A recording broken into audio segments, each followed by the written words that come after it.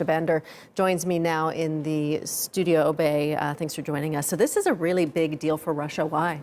Well, this is a big deal. Vladimir Putin, in previous speeches on this occasion, has said that this is an occasion to showcase to the world the so-called glory of the Russian Navy. Of course, the Russian Navy has come a long ways since the collapse of the USSR. And remember, in 2000, Russia's most advanced submarine essentially sunk to the bottom of the Arctic Sea, killing all 118 sailors on board. That was the Kursk at that time. It was Russia's most advanced nuclear power submarine. That was a big scandal for the Russian Navy. That was in the year 2000, right as Putin took over power. Now, Russia's Navy is active throughout multiple areas in the world, from the Black Sea to the Eastern Mediterranean, off its permanent naval base in northwestern Syria, and it's looking to challenge NATO and to challenge the United States Navy. At this point, the U.S. has the most powerful blue water navy.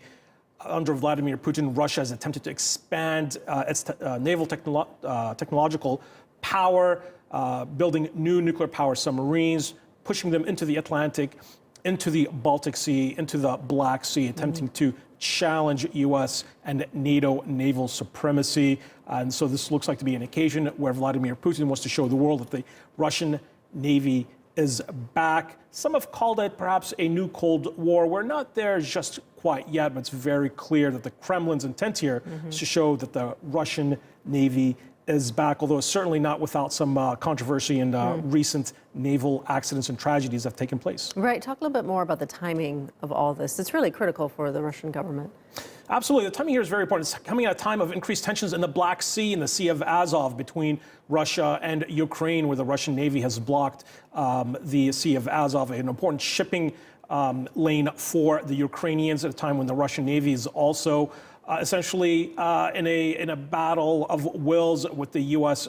Navy and also other NATO member states in the Baltic Sea and in the Eastern Mediterranean. There have been some complaints that the Russian Navy is using GPS jamming equipment to jam strategic shipping lanes in the Baltic Sea and in the Eastern Mediterranean, using its new naval base that the Assad regime offered the Russian Navy. So it's a time when Putin and the Kremlin is trying to show Washington that the Russian power is back. Interestingly enough, we saw that both China and India and other countries are also participating with the Russian Navy in this parade, in this occasion of the Russian Navy Day.